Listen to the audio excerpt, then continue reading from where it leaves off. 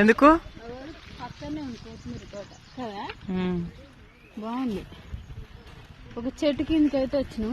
ఇక కొత్తిమీర తోట అన్నమాట ఇదంతా. ముందుకు మాకైతే ఇక్కడనే ఉండే ఒక తోట, ఒక కొబ్బరి చెట్లు కనిపిస్తున్నాయి చూడు, అక్కడ ఉండే అన్నమాట తోట.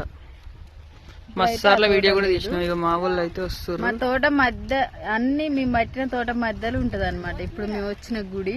కొత్తిమీర ఎంత మంచి వాసన. కూర్చోరక్క 10 నిమిషాలు. అమ్ములు ఇట్లా అంటారు.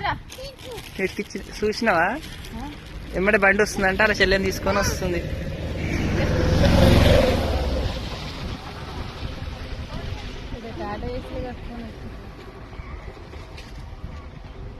ఏమన్నా ఒక్క నిమిషం పడతారా.